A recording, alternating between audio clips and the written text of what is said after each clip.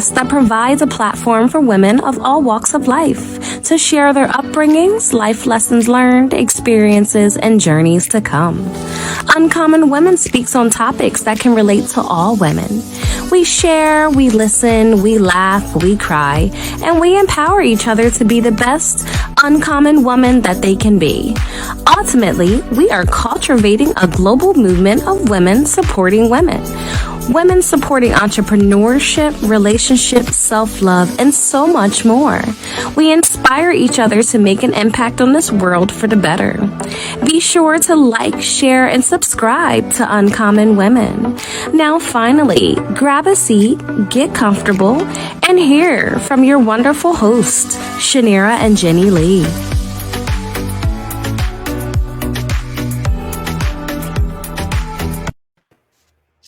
Thank you, kings and queens, for turning in to Uncommon Women. I'm Shanira.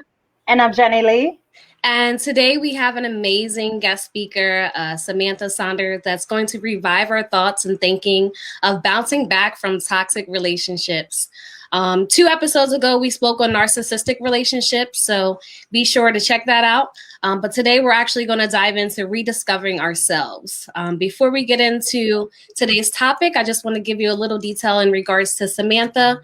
Samantha is a licensed professional counselor for mental health expert that teaches women of color to break free from toxic relationships, to heal, rediscover who they are, and live a life that they desire. Samantha has over 10 years of experience working with individuals in healing their traumatic experiences through individual session groups and products. She specializes in the area of trauma, codependency, toxic relationship, and recovery. Samantha uses her years of study and personal experience to help women in today's society. So thank you so much, Samantha, for coming on Uncommon Women today. Yeah, thank you so much for having me. I'm so excited to be here and hopefully answer questions that you guys have, that you need responses to. Any viewers, if you guys have any questions, feel free to jot it down in the comments, and we'll be able to get those answered today. Before we get into today's topic, Samantha, can you tell us a little bit about yourself and how was your life growing up? Yes. So my life growing up was, it was pretty good. I grew up with both my parents in the household, but there were some times where, that they, would have arguments or things like that. But I overall had a good relationship with my parents and just seeing that. But I think I got so stuck on, especially with Disney and all those things growing up, we get so stuck on the story of your forever after. Right. Not really knowing what it requires to even have it, that I think it just kind of stuck with me. It was like, okay, this is how it's supposed to go, right? I think a lot of times when we're having these, what we think is healthy relationships growing up, we just think that, okay, I know I want to get married and I know I want to, have kids, just things that you see in Disney, but not knowing the work that requires of it. So when just growing up, I was kind of focused on that, and my parents got married at 21. So when it was like 22, 23, I thought it was like, oh, I'm late, I'm late on this. And I think a lot of women think that pressure of 20, young and having that. And so, but the thing that I just didn't realize at the time was that I was so focused on the story of what it should be that I didn't realize on, okay, there's actually work in between. And so I think it was just like, I just was focused, okay, marriage. And so when I got my first apartment, I think it was 1 month out, I met my now ex-husband. Okay. Now ex-husband, and I would see kind of red flags with things, but then I was like, oh, well, it's, just kind of blow it. I was usually do when we were dating, right? We just kind of blow it off like, oh, no, it's okay. Right. It's just that one time, and, but he's, wants to be committed. And so, but not seeing what was going on in all the signs beforehand. And so we ended up having our child, and then we got married like 8 months later. We just like, okay, we want to get married and things like that. And because all that pressure as well, like once you have a baby, wanting to get pressure as well. So it's like my own pressure and family's pressure. And I did not realize what I was getting into. I didn't realize at the time. And it ended up just being we don't realize of the signs in between time of, say, they're just nothing's ever good enough, or when you're telling something about yourself, not being able to, just lacking empathy, just kind of signs of narcissism when it comes to your relationships. And I just experienced a person who was just narcissist. So it just was all about them. It literally felt like it was his world and we were just in it. We just happened to be in it. Around. Yeah. It was just all around him, and how he was feeling and so I found myself just being, but the thing is, we don't realize is that narcissist people look for people who are codependent, that people pleasing. Like, oh, okay, I want, to make you happy. I want to do these things. And that's where we're kind of taught, like, okay, that struggle of, right? Like that we're kind of taught of just, okay, as long as, as long as they're there with you, oh, you have a man, right? You have somebody, you just kind of go through ups and downs. But then it's like, okay, when is enough enough? And so I just had to realize that it took a while to be at that point, right? Because I mean, within 5 months of our marriage, affairs, it was a mess. It was affairs. It was, and I'm laughing about it now, but it was just so horrific. Wow. Right? Of constant affairs. And then you're thinking things are okay. But then with a narcissist, it's not about you at all. It's just, okay, you're their supply at first of just feeding their ego, admiring their reputation is a certain way. But if their reputation is not what you think they are, it's narcissistic injury. And then they just kind of attack you at your knees. Like they just attack you, emotionally abusive, of just, you can't do this, you're not doing this, just nothing is just ever enough. And so it just was, I didn't realize on how exhausting it was. It was just like a full job trying to be codependent. Yeah. Trying to fix his problems while I didn't realize I was just fixing his problems all the time. And but I was so doing it because, okay, we're married, love, this is what it's supposed to be. And so it just wasn't to the point where I just got tired. I just got sick and tired of it. It just was the same pattern over and over that was happening. And I found myself, and then, because I know I'm a licensed professional counselor now, but at one point I was like, I can't do this. I couldn't separate my issue with other people's issues. I was like, how do people do this? It took a long time to get to this place. And now when I decided to leave, I had to do it like unexpectedly, right? I had to just, because it was, I can't go to another fair. Just like, I just was living life. I wasn't living life at all. It was all according to him. I was stopping everything I was doing just to make something work that just wasn't working. And to this day, just kind of narcissistic mindsets, like, oh, I tricked him into divorce. It's all these kind of things that you have to kind of deal with on a consistent basis. But the thing is, when I got out of the relationship, I mean, when I would try to think I was dating, I mean, I didn't know what I liked. I didn't know what I didn't like. I just didn't know anything about myself anymore because I was so focused on him. And so when I just couldn't even, when someone's like, well, do you like dancing or stuff? And I'm like, wow. I don't You lost yourself. Wow. Yeah. You lost yourself. It was like your identity was more in him than yourself. Right. Exactly. And that's what codependency really is, especially when we grow up, when we're kind of, a lot of people are taught to like, okay, just please my parents. I have to do this, college to do this. I have to do this. Yeah. Not focus, like really think about, okay, what is it that I want to do? If nobody was looking, who am I? Right. Yeah. I couldn't answer that. I had to really rediscover who that was and try new things. And so it's at a place now where I feel so good with being single that, and if I'm going into a relationship, they're adding to me, right? A place of not needing anything from anyone, because we do need connection, but we want that healthy connection. And we're able to do that when we have our needs in place first, to be able to know exactly what we want. Yeah. That's awesome. So let's speak on that. What is the steps of actually finding yourself again? Like, what do you let your your clients, I don't know. Right. Clients and groups. But like, what steps do they typically have to take in regards to finding themselves again? I think first is the boundaries piece. The boundaries piece is key because it's a lot of, we tend to say yes to things that we really don't want to do.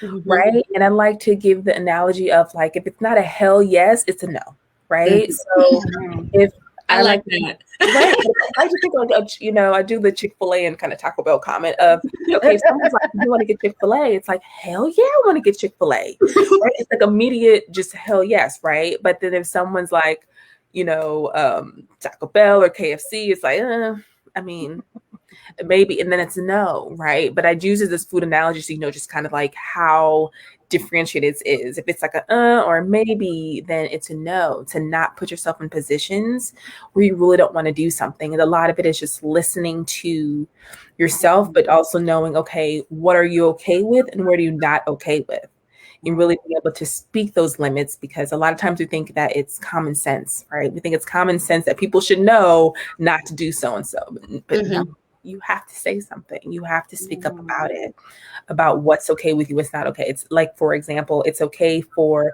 us to disagree, but it's not okay for you to push your point of view of mine. You push your point of view onto me. Right.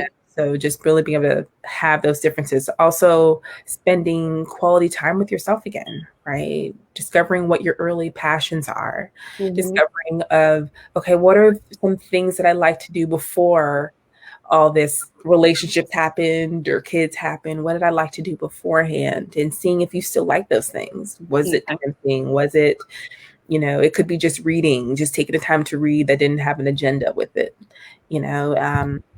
Also, it's also celebrating your accomplishments. And then That's a good one. Yeah. Not just the big accomplishments like graduating or things like that, but just the fact that, okay, today you wanted to try something new and you did it.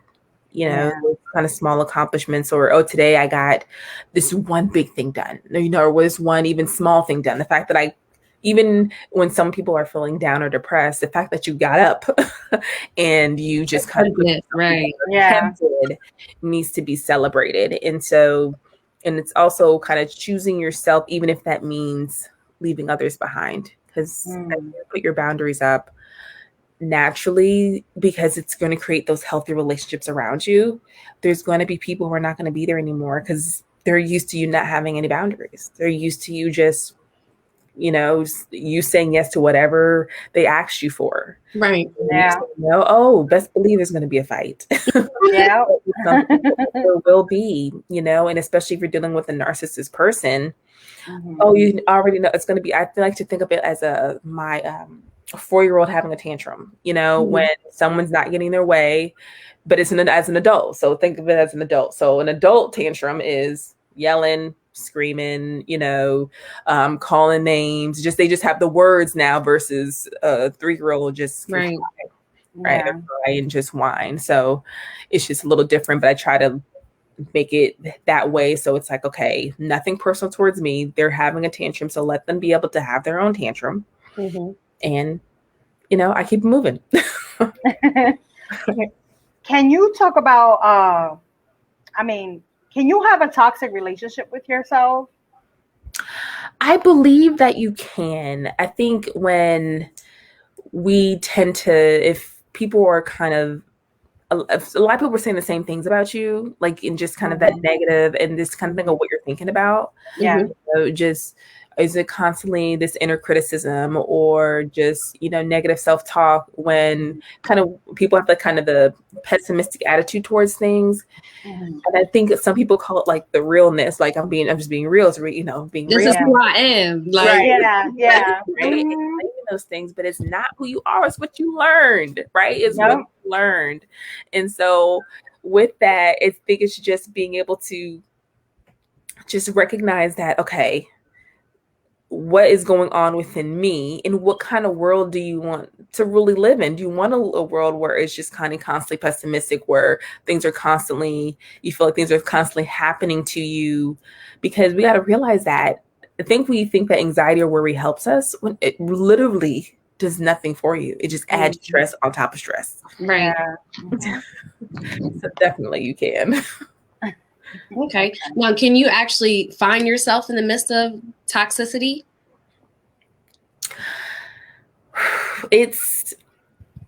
it can be very challenging to do so. I think you, to a certain point, you can, like, but it's like one of those things of, like, so you're constantly doing, you're okay, I'm at peace today, but then someone's like poking you again, or someone's like doing something to you again. It's very challenging too. So a lot of times people have, like, whether it's a physical boundary of, okay, I'm gonna go to so and so's house where you need to leave, or it's a emotional boundary, just kind of taking that space away from that person if you're not able to leave, because a lot of it is going to be, like, being able to soothe yourself through those, times when you're in the midst of chaos, right? Mhm. And trying to exactly just find yourself within it. So it is possible, but it's going to take a lot of you being aware of kind of what's going to help you relax, what's going to, because a lot of people who, especially with have parents who are narcissists or in, toxic with the parents, it's going to be a lot of boundary setting, which is going to be hard because they're going to make you feel bad for it and guilty for it because they're used to, people trying to please them.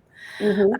But it's going to be a lot of boundary setting. It's going to be a lot of you being able to have those healthy support systems. So it's not just your family, but having that healthy group or support system to be able to kind of help you with it, or talking with a therapist or somebody that you trust. When it comes to that, that's going to uplift you and not tear you down like the people that are around you. That's good. Okay. Can we go piggyback on the co-independency?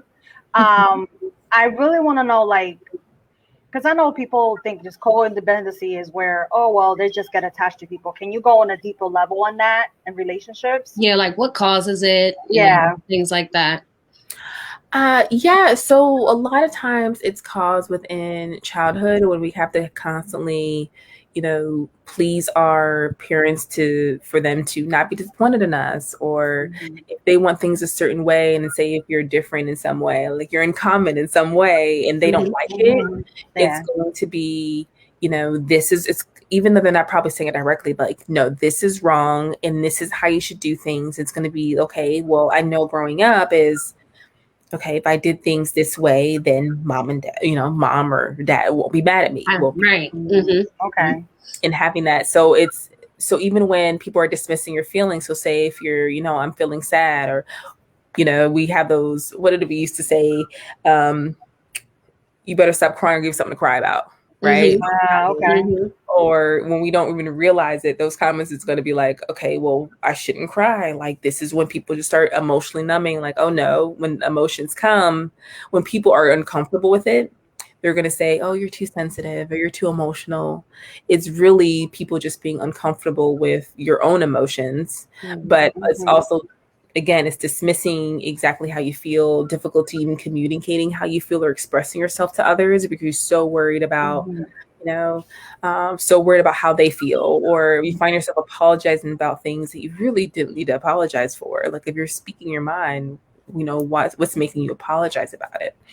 So really just kind of being aware when, and I'd like to think of just kind of relationships as, I saw this example before, not example, but I remember hearing this example of difference between the three types of love, like dependent, codependent, and interdependent.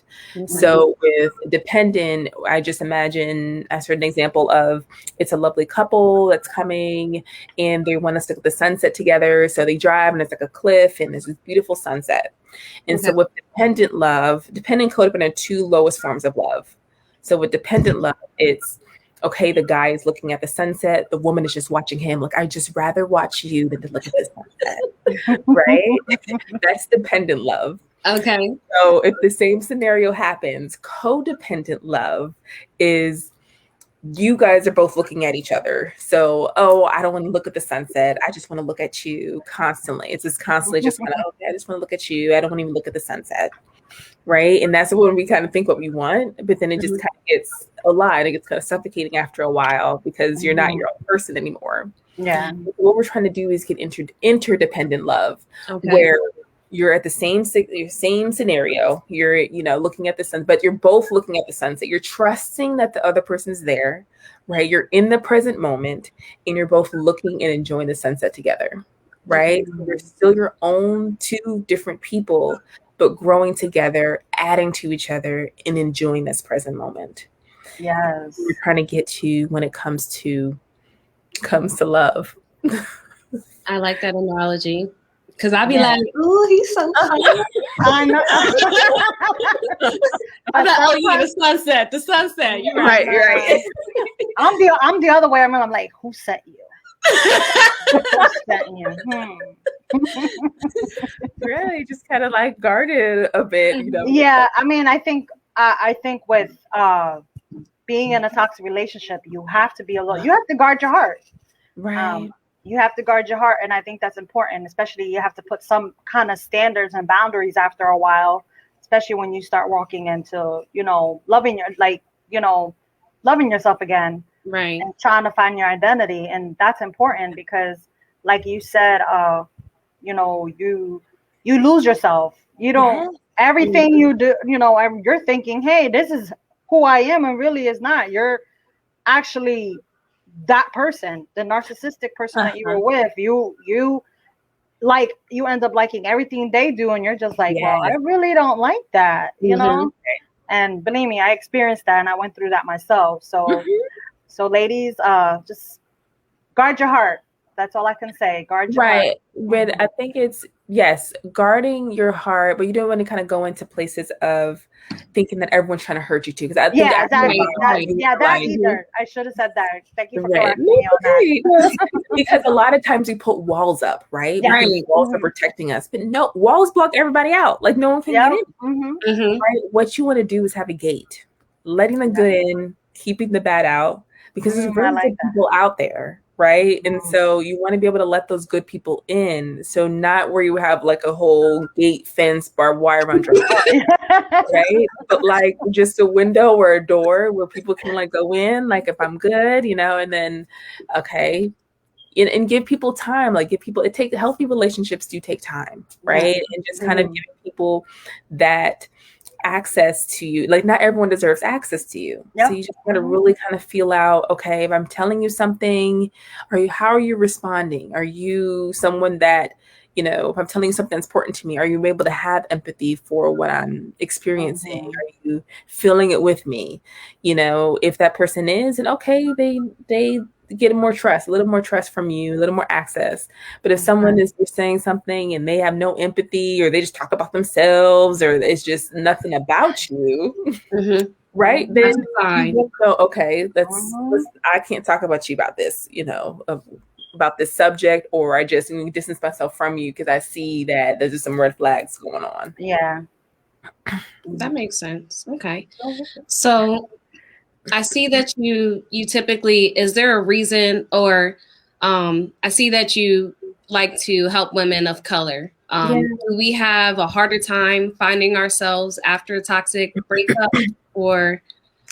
I don't think it's that we have a harder time. I feel as though we don't really talk about it. Like I feel like we deal with these toxic relationships, or we hear about domestic violent relationships, but we don't hear about like the in-between part of just the subtle talk with someone's being emotionally abusive, or someone's just kind of tearing you down, and then realizing how, you just kind of lost yourself after it. We don't talk about like the middle part of it. And I think I noticed that Black women didn't have like a safe space to be able to go to. I felt like I didn't have a space to be able to know, okay, someone that looks like me and knows exactly what I'm talking about, like experienced it, and being open and being like, yeah, I dealt with a narcissist and it sucks. I'm still having to deal with it, with their father, but still, being able to still show up, still be able to feel, what I'm feeling, because it's not easy dealing with, especially when having, a child by them.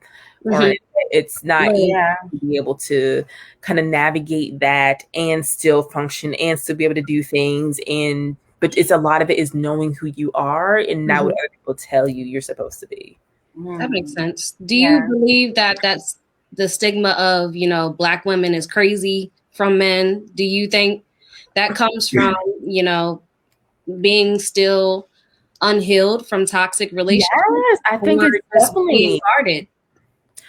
No, I think it's definitely from healed on toxic relationships, whether it's through parents, or and I think with this cliche saying, but it's true. Hurt people hurt people. Yep. So it's really not nothing that someone's doing purposely to just hurt you or in any way. I think it's just someone who's hurt, who hasn't healed from the trauma, whether it's male, female, or someone who has issues they're not willing to address, are naturally going to hurt you. That's where the brain goes to. Like, that's just it's nothing that's like purpose, like, oh, I want to hurt this person. Intentional, like, right? Yeah. Intentional. It's just, no, this is what I know how to do, so this is what I'm going to do. So yeah. So it's, I think, and I just wanted to be able to create a space for Black women to be able to be real, be like, okay, this is happening, you know, and what should I do about it? Not feeling ashamed about it. Like, this is what happens, you know, sometimes, and nothing to be ashamed about. You still show up, you still have your boundaries. No, you're not aggressive. No, you're not, you know, you're just speaking your mind, you know, take up space. You know, I really try to identify that with my clients, is just make sure you take up space where you are, make sure you stay authentic to who you are, and not let people try to change you or to make you seem like something you're not, or put you in this box that you're not in. People try to put you in, but like, you're more than just this box. Okay. Okay. But yeah. Can you speak on your business and how you help others? Yeah. So in my business, I help others through individual sessions, groups, which more people love in the groups because you have that community support, and we just kind of have like that intimate setting. So it's more like, it's like 8 to 10 people that kind of come on each week. It's like an intensive session where you just kind of learn. So I have one that's for actually narcissistic relationships, of working through that. And I have one that's break free from codependency, which is going on, you know, currently, I think we're in our 4th week now of just being able to really learn you know, what it is, how to get through it, the steps to be able to break through and not to have that unhealthy codependency, because we do need people, but not to the point where you're your own self-detriment, not to the point where you're losing yourself in it. And so I do that. And I'm also, you know, have a journal that's coming out called, you know, Feel to Heal, that helps women to be able to validate how they feel and really practice that. So it's a 90-day healing journal to be able for women to just understand exactly, really identify on what they're feeling, to be able to find out exactly what they need, because we don't ask ourselves what we need. And a lot of it is identifying what you're feeling, figuring out what you need in that moment, and then following through with it, developing that self-trust. And where can we find you at? Yes, you can find me at movingbeyondyou.org, which is my website, or on Instagram at movingbeyondyou. If you want, I have the free 7-day free journal that starts kind of the healing process at bit.ly/FTH journal. That kind of help with that. It's free to be able to just have that journal with you, to be able to start really, I think, identify exactly how you're feeling and start that healing process, so you can be able to just feel good about yourself and being in the relationship that you have around you. Okay. I like that. So do I. Thank you so much. And thank you for sharing. I do have one more question. I'm sorry. Oh, you do? Yes, I do. Is there anything that you want to add, or anything that you want to say that we didn't discuss to help women? Anything on your heart that you want to talk about prior to us closing? I think a lot of it is being able to just, a lot of this healing process, being able to trust yourself that if you get into something, you'll know that, okay, if it doesn't feel right for me, that I'm willing to get out of it. Trusting yourself to know that if you're ready to move forward, if you actually want a committed relationship, to say you want a committed relationship, not go with the flow, or situationships. Like, I really want you to be able to listen to exactly what you need, not to what others, just catering to what other people needs for you to feel okay. And so I like that. So do I. Like you said situationships. You see that? Right. Too many of those. That's a whole nother topic. Yeah, that's a whole Right, nother right. topic. Thank you, Samantha, for coming out and sharing your story. We have a question we always ask our guest speakers. What makes you uncommon? Yeah, so I think what makes me uncommon is that I can meet people where they're at. I show up fully as myself, whether you're, doing something, cleaning floors, or whether you're, CEO of something. I'm constantly, you're going to get me as it is. So, Awesome. yeah. I love that. Well, everyone, check out our website for our apparel, and men, check it out too, because we do have apparel in there for men. Yes. If you want to be a potential speaker as well, if you have any topics, www.uncommonwomen.net. Also subscribe on YouTube.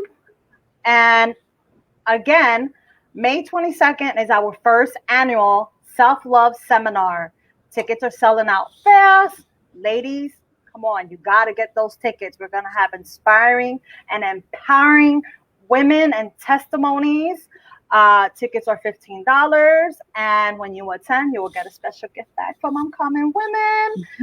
And next week, we will be recording on the 6th at 7 p.m. Eastern. Guest speaker will be sharing her business on hair extensions, helping those in need for medical reasons. And you know what? As always, stay uncommon. Bye. Okay.